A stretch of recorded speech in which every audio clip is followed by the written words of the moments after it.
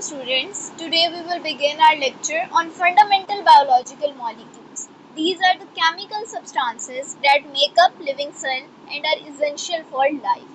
The main biological molecules involve carbohydrates, proteins, lipids and nucleic acids. Now starting our today's lecture from the topic protoplasm and bioelements. Protoplasm और bio element की बात करें तो protoplasm living material है जो कि inside the cell present है। Protoplasm वो साइट है, वो जगह है जहाँ पर डिफरेंट बायोकेमिकल रिएक्शंस हो रहे होते हैं। अब अगर हम बात करें इसकी कंपोजिशन की तो chiefly it is composed of different bio elements and bio molecules. अगर केमिकल कंपोजिशन देखें प्रोटोप्लाज्म की तो total out of 92 natural elements only 25 are bio elements जो कि लिविंग ऑर्गेनिज्म के अंदर मौजूद हैं। ह्यूमंस में अगर हम देखें तो 6 मेजर एलिमेंट्स हैं जो ऑलमोस्ट 99% ऑफ प्रोटोप्लाज्म की कंपोजिशन में हेल्प कर रहे हैं। अब वो 6 मेजर एलिमेंट्स कौन से हैं? वो हमारे पास हैं oxygen, carbon, hydrogen, nitrogen, calcium and phosphorus. जबकि अगर हम माइनर एलिमेंट्स की बात करें जो लेस देन 1% इन्वॉल्व है प्रोटोप्लाज्म की कंपोजिशन में, वो एलिमेंट्स हैं हमारे पास like potassium, sulphur, chlorine, sodium and magnesium. उसके बाद अगर हम बायो मॉलिक्यूल्स को देखें तो डिफरेंट बायो एलिमेंट्स कंबाइन होते हैं और थाउजेंड ऑफ बायो मॉलिक्यूल्स की फॉर्मेशन करते हैं। 2 टाइप्स हैं हमारे पास बायो मॉलिक्यूल्स की। अब वो कौन कौन सी 2 टाइप्स हैं? इनऑर्गेनिक बायो मॉलिक्यूल्स और ऑर्गेनिक बायो मॉलिक्यूल्स। अगर हम इनऑर्गेनिक बायोमोलिक्यूल्स को देखें तो उसमें हमारे पास वाटर और मिनरल्स की एग्जांपल आ जाती है, जबकि ऑर्गेनिक में हमारे पास कार्बोहाइड्रेट, लिपिड्स, प्रोटीन और न्यूक्लियोसाइड्स की एग्जांपल आ जाती है। Now moving toward next slide.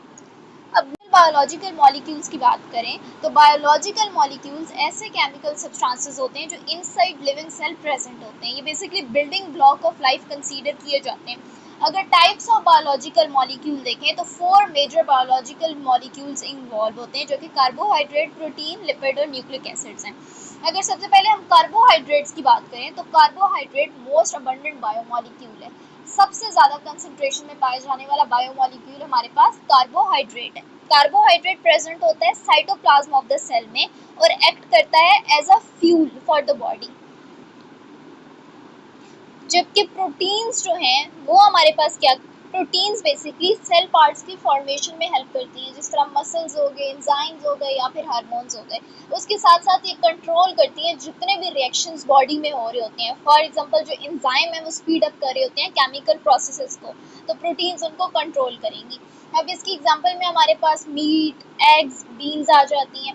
उसके साथ साथ थर्ड हमारे पास जो बायोलॉजिकल मॉलिक्यूल है वो है लिपिड्स। लिपिड्स जो हैं वो एनर्जी को स्टोर करते हैं for long term, cell membrane की फॉर्मेशन करते हैं और इसकी एग्जांपल में हमारे पास ऑयल्स, बटर और फैट्स आ जाते हैं। और जो लास्ट हमारे पास बायोलॉजिकल मॉलिक्यूल है वो है न्यूक्लिक एसिड्स, डीएनए और आरएनए। ये हमारे पास क्या करते हैं, ये स्टोर करते हैं और ट्रांसफर करते हैं सारे के सारे जेनेटिक इंफॉर्मेशन को। जो डीएनए है, डीएनए क्या करता है, वो इंस्ट्रक्शन मैनुअल ऑफ लाइफ है।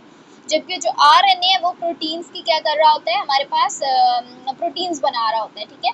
और अगर हम देखें तो हमारे पास क्या थी, 4 मेजर बायोलॉजिकल मॉलिक्यूल्स थे। सबसे पहले हमारे पास कौन से थे, कार्बोहाइड्रेट। कार्बोहाइड्रेट क्या है, क्विक एनर्जी है, पेट्रोल की तरह काम करता है, फौरन से आपको एनर्जी प्रोवाइड करता है।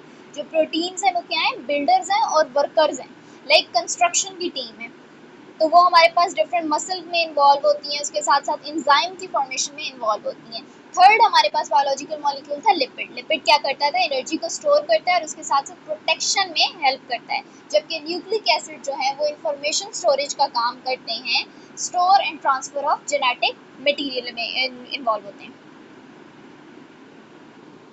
अगर हम proportion of biomolecule in cells को देखें तो अगर वाटर को देखें तो water equally distributed in bacterial cell and mammalian cell which is 70% in proportion.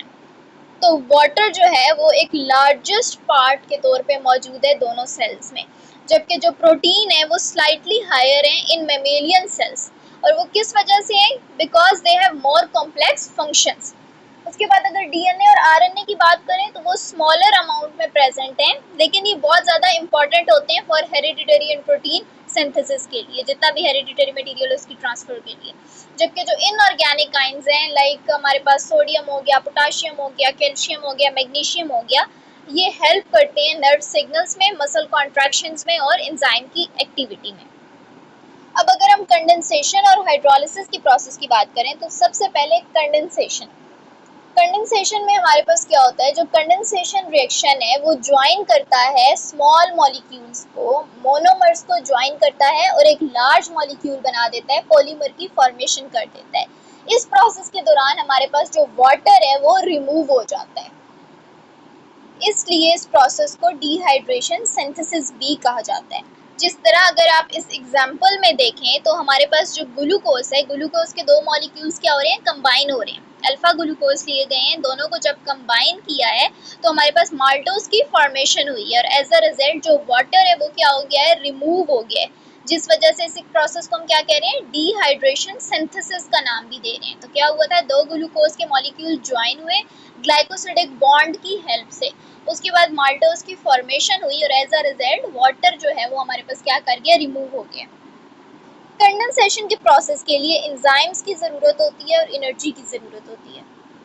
अगर हम हाइड्रोलिसिस के प्रोसेस को देखें तो हाइड्रोलिसिस बिल्कुल रिवर्स प्रोसेस है कंडेंसेशन का, जिसमें हमारे पास क्या होता है कि डिफरेंट पॉलीमर्स जो हैं वो ब्रेक होते हैं इनटू मोनोमर्स, और उसमें वाटर का रिमूवल हो रहा था। इसमें हमारे पास पॉलीमर जब मोनोमर में कन्वर्ट होंगे तो वाटर की एडिशन हो जाएगी। फॉर एग्जांपल अगर माल्टोज और वाटर का रिएक्शन कराया जाता है, मतलब माल्टोज में वाटर को ऐड करवा दिया जाता है, तो 2 ग्लूकोज मॉलिक्यूल्स की फॉर्मेशन हो जाएगी। ये प्रोसेस डाइजेशन के प्रोसेस के दौरान हो रहा होता है, जिसमें डिफरेंट किस्म के एंजाइम्स इन्वॉल्व होते हैं, लाइक कार्बोहाइड्रेसेस, प्रोटीएसेस, लाइपेसेस और न्यूक्लियसेस। सो अगर हम देखें तो इसमें हमने क्या देखा कि बायोलॉजिकल मॉलिक्यूल्स में अगर हम बात करें कंडेंसेशन और हाइड्रोलिसिस की प्रोसेस की, तो कंडेंसेशन क्या है, जो मॉलिक्यूल्स को बिल्ड करता है और वाटर को रिमूव करता है, जबकि हाइड्रोलिसिस में क्या होता है कि मॉलिक्यूल ब्रेक होता है और वाटर की एडिशन होती है। दोनों प्रोसेसेस को एंजाइम्स कंट्रोल कर रहे होते हैं।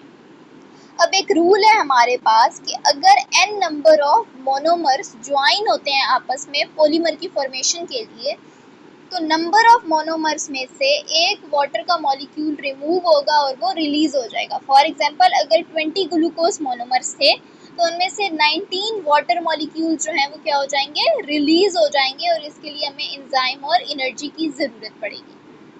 अगर आप इस डायग्राम में देखें तो जो सबसे फर्स्ट वाला ब्लॉक है उसमें कंडेंसेशन का प्रोसेस हो रहा है। दो अल्फा ग्लूकोज आपस में ज्वाइन हो रहे हैं और माल्टोज डाइमर की फॉर्मेशन हो रही है और एज अ रिजल्ट वाटर जो है वो रिमूव हो रहा है। अगर ये रिएक्शन कंटिन्यू रहे तो डिफरेंट ग्लूकोज मॉलिक्यूल्स आपस में ज्वाइन होंगे और पॉलीमर की फॉर्मेशन कर देंगे। इसी तरह हर बॉन्ड की फॉर्मेशन पे एक वाटर मॉलिक्यूल रिलीज होता जाएगा। जो बॉन्ड फॉर्म होता है बिटवीन ग्लूकोज यूनिट्स में, उस बॉन्ड को हम क्या कहते हैं, ग्लाइकोसिडिक बॉन्ड।